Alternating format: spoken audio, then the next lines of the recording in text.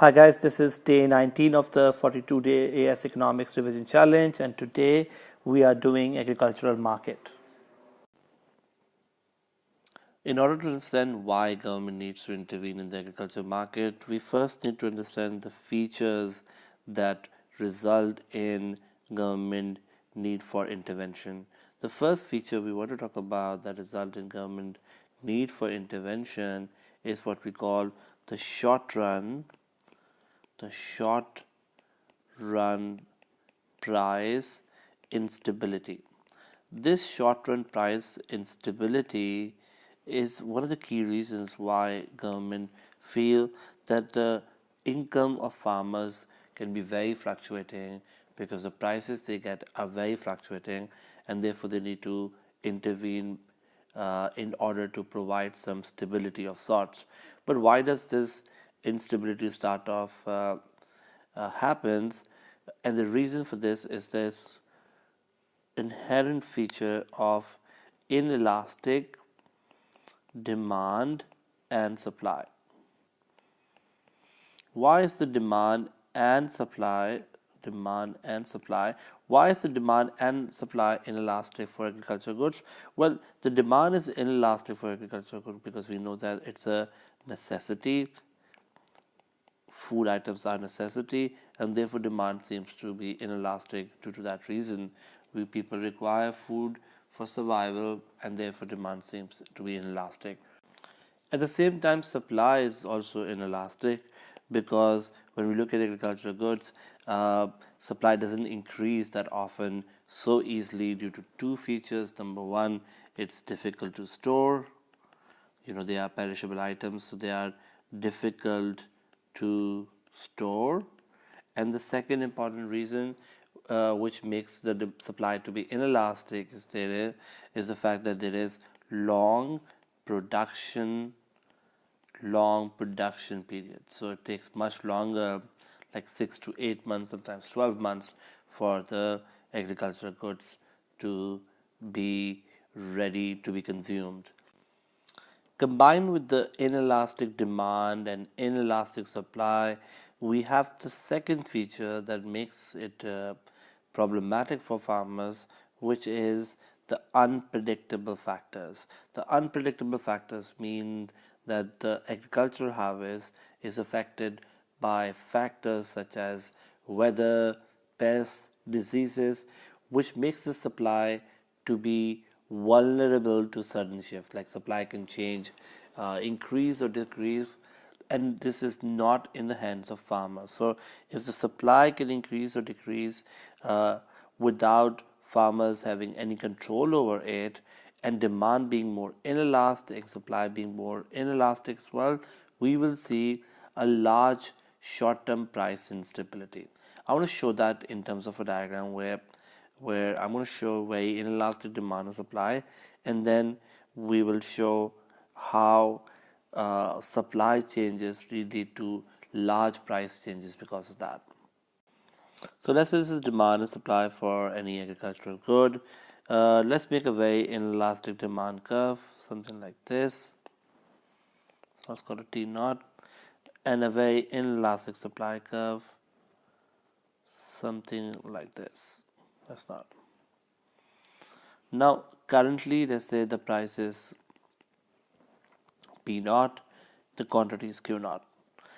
If there is, for some reason, good weather, supply curve will shift to the right. You can see that the supply has risen, the quantity demanded has gone up because of good weather, which is again not in the hands of farmers, but the price has fallen by much more than the rise in quantity. Vice versa, if I tell you that there is a bad crop, supply will fall from S0 to, for example, S2, but the price will rise by much more as compared to the fall in quantity. So what we look at is that this price fluctuation as compared to the quantity, this price fluctuation is much more than the change in quantity or change in quantity fluctuation.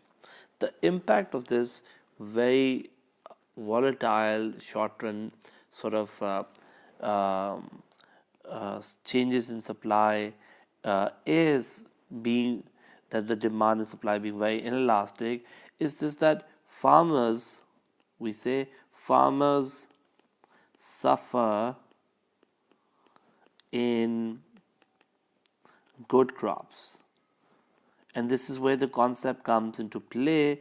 The concept's called the paradox of paradox of bumper crops. The paradox of bumper crops says this, and I want to show this in the diagram as well. Paradox of bumper crops says this that if the supply curve go to the right, which is great, it's a bumper crop or a good crop, farmers should be happy. Well, farmers are actually not happy when this happens, because if the supply curves go to the right, price will fall by much more as compared to the change in quantity. So when there is a rise in supply goes up due to bumper crop, your price will fall by much more, and that fall in price, which is by much more than the rise in quantity, this results in basically total revenue of farmers to fall. So farmers income or revenue actually fall in bumper crops. So good crop means lower income. On the other hand, bad crop, which seemingly should be not preferred by the sort of farmers, actually end up causing uh, good news for farmers, because if the supply curve falls, the price will rise by much more as compared to the fall in quantity. Farmers end up benefiting in the bad crop, because price has gone up by much more than the fall in quantity. So let me write this, that in the bad crop scenario, what we say is the supply falls, price rises by much more, because again demand and supply are inelastic. That results in quantity to fall by much less, and our total revenue actually goes up. So farmers, first of all, um, suffer in good crops, but in bad crops they actually are happy, because demand and supply are very inelastic. But more importantly is that this fluctuation in prices are much more, and this fluctuation in prices results in farmers' income to be much more unstable due to unstable sort of supply conditions that are not in the hands of farmers. So one reason why government would want to intervene is to somehow um, manage this kind of fluctuation, so that either farmers have stable prices, or farmers have what we call stable um, income. The second factor that results in government to intervene in the agricultural market is more about the long run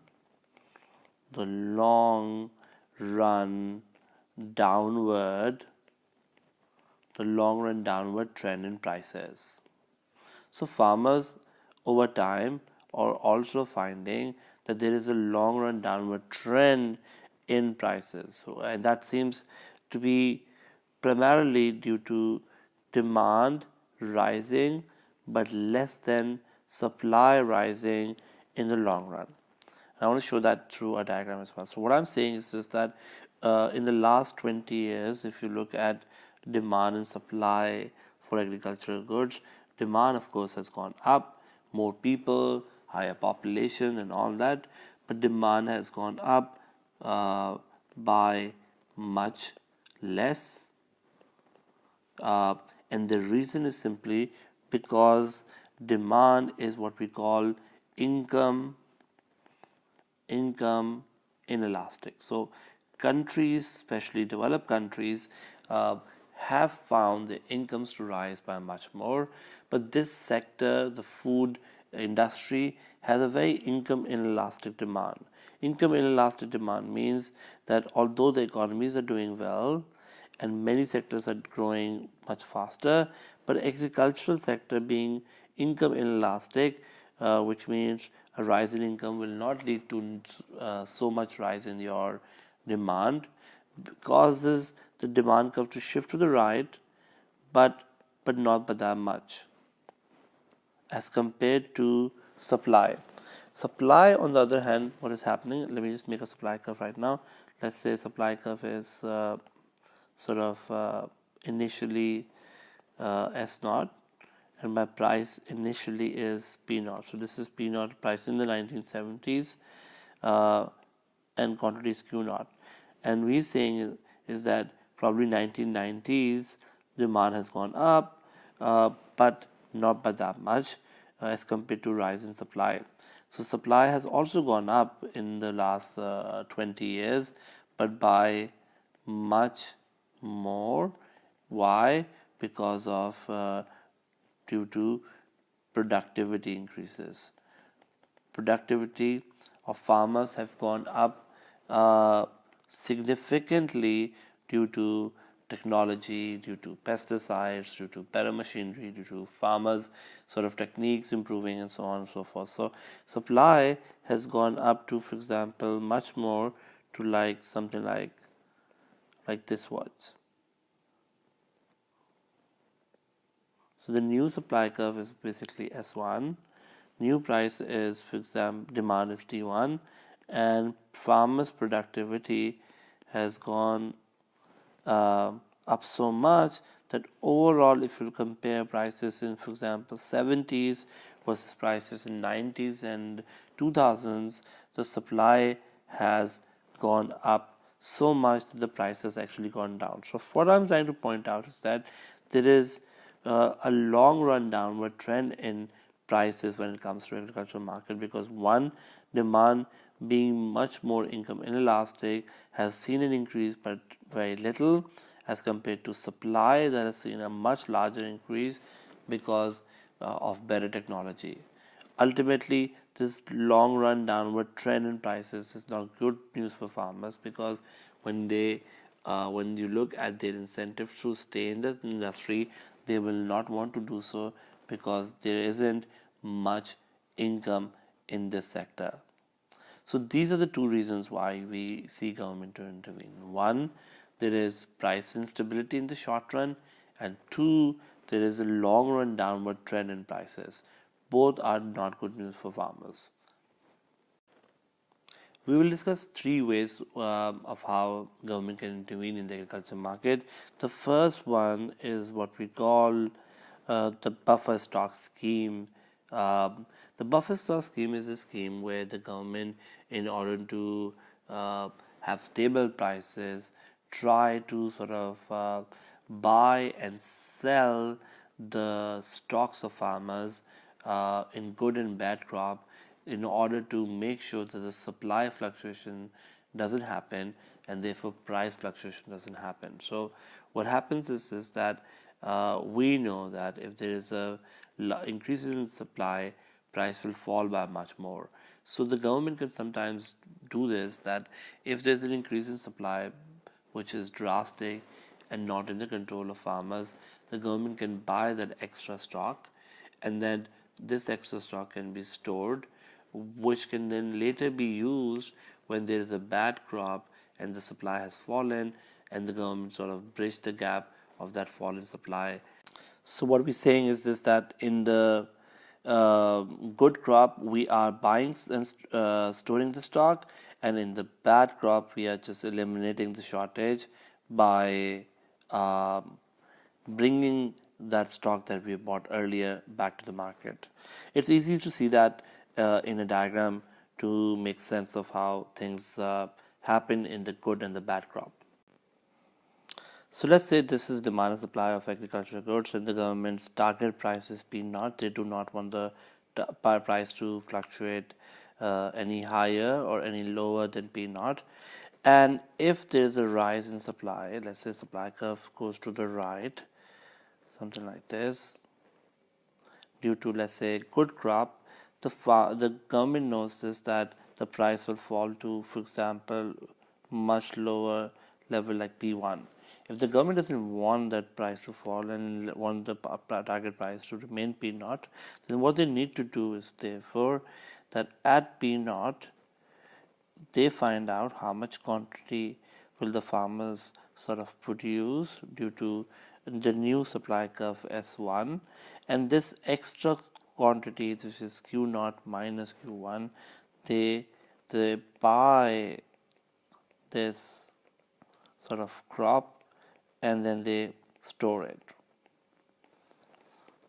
When they buy this crop and store it, automatically you will not have this much quantity coming in the market. Quantity remains as Q0 and therefore the target price remains at P0. But farmers will have a higher income in good crop. So in good crop, you can see this, farmers' income will be P0 times Q1, because this extra bit of income, let me shade the region, this extra bit of income is what farmers will get because the government is buying their extra crop in the market and then storing it. On the other hand, what if the supply falls due to bad crop? If the supply falls due to bad crop and my new supply curve becomes, let's say, S2, then the price can go up to P2 if the government doesn't do anything. But what the government does instead is this, that if the target price was P0, now they know that if they can somehow at the target price P0 eliminate sort of this shortage that can happen because of bad crop, so this Q2 minus Q0 is somehow eliminated. So let me write this: eliminate the shortage by releasing the stock. So the stock that we've bought earlier, we release this stock, we eliminate the shortage. We don't let the supply fall of S2 to come to the market. But at the same time, you can see this, that when the farmers are given this target price of P0 and there's a bad crop, farmers only sell Q2. So there is a result of this. There's in the bad crop, we'll see farmers' income to become P0 times Q2. So in the good crop, farmers' income is P0 times Q1, where this extra area is given to them.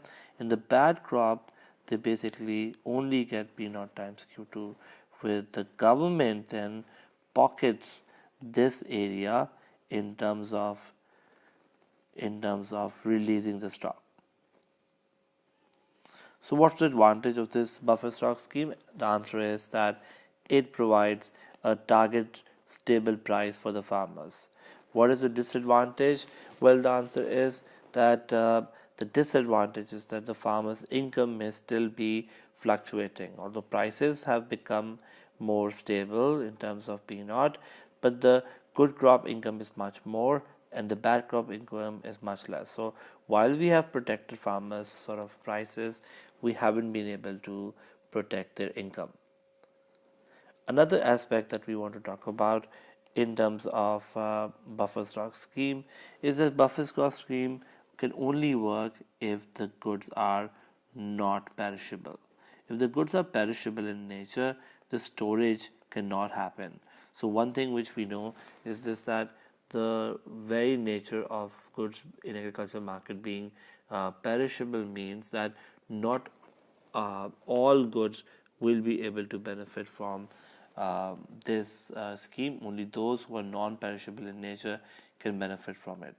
Secondly, and more importantly, is this, that when the government is buying crops in sort of good times, there is a lot of money that will be required to set up the scheme and execute this scheme.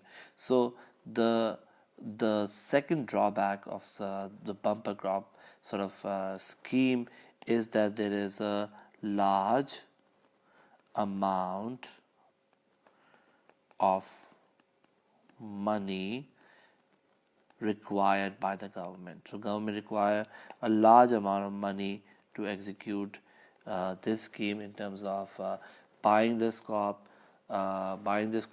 storing it, and then later on releasing it in the market. So there's a high cost of administration and storage.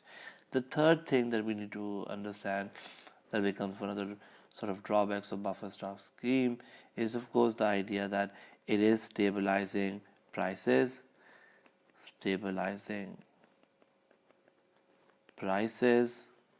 and not income.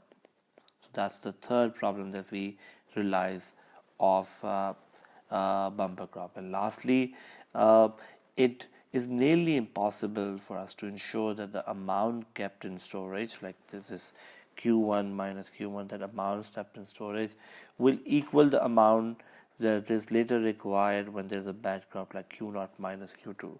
Normally what we see is that there are many years of good crop, so the government end up storing too much, but very few years of bad crop, so there is no need for that stock to come back to the market. The government then end up destroying that extra crop that they have because there isn't many years of bad crops. So this is the story for our bumper crop scheme, which is a scheme which works well to manage the prices. Now let's move on to the second way government intervene, and that is called the guaranteed price scheme.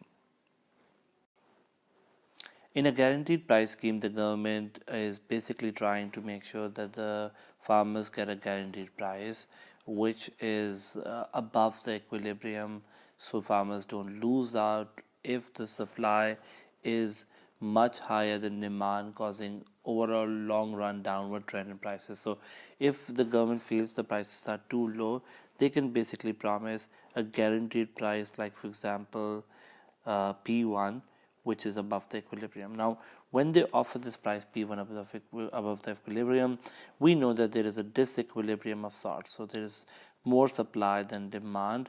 So what the government says is that, why don't you produce Q1 and then later sell this Q1 at what we call the market clearing price.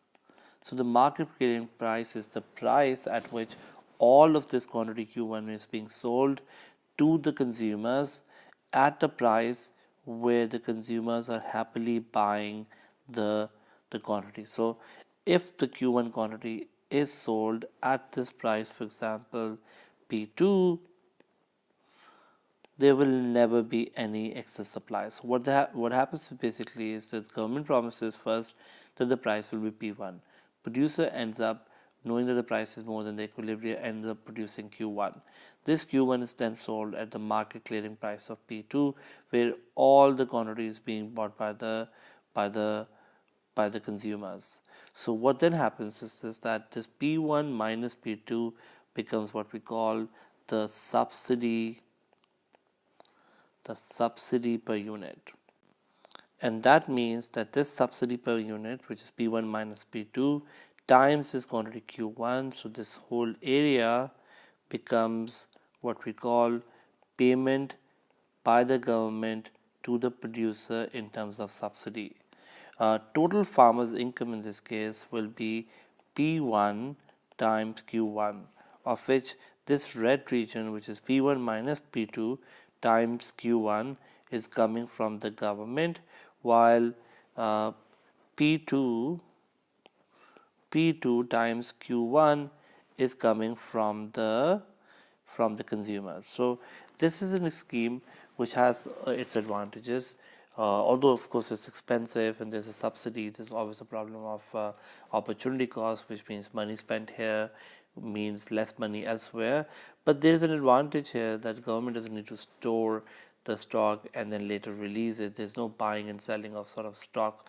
All what government needs to do is that give a target sort of price, a guaranteed price, and they say, you know what, produce whatever you want to at this price, and we will then allow you to sell it at a price where everything is bought by the consumer. So consumer may find the good to be now more affordable because the price is much low.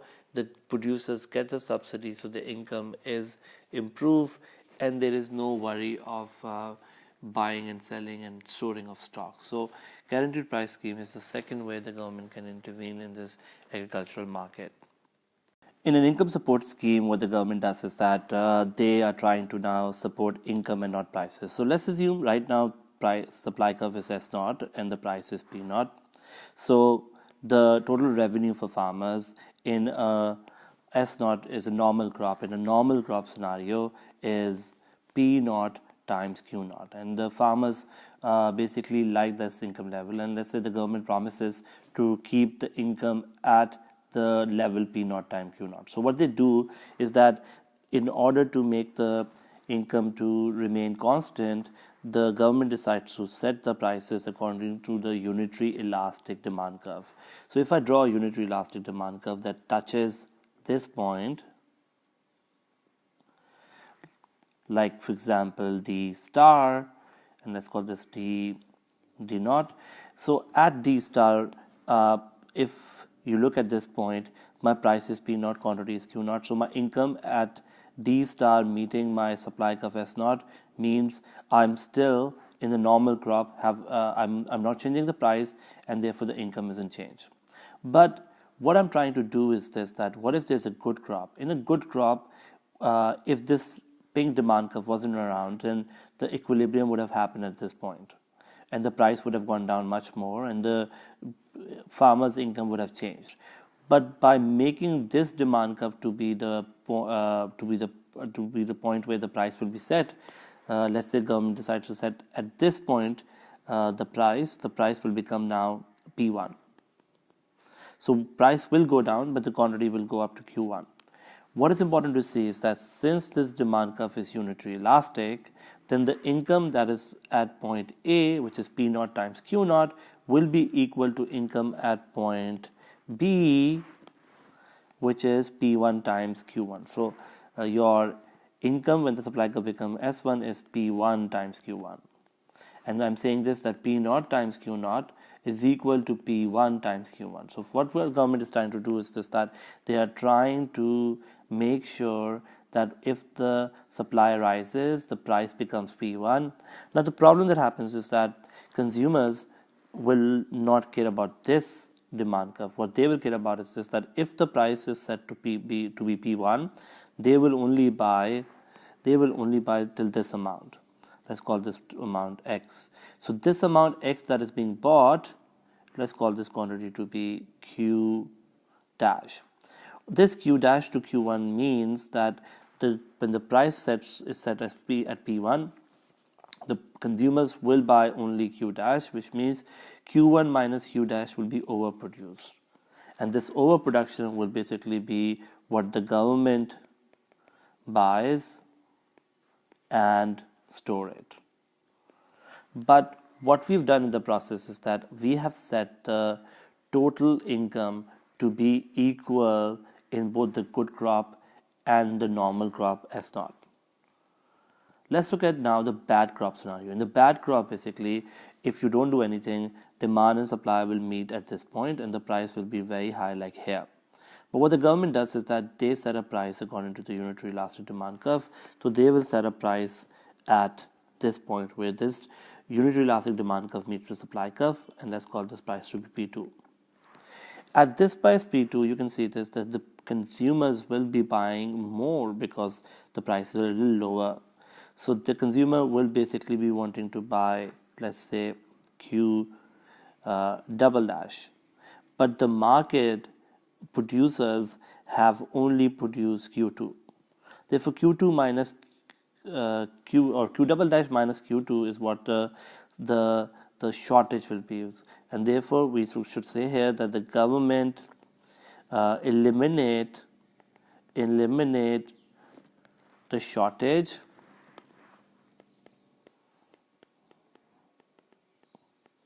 by releasing stock.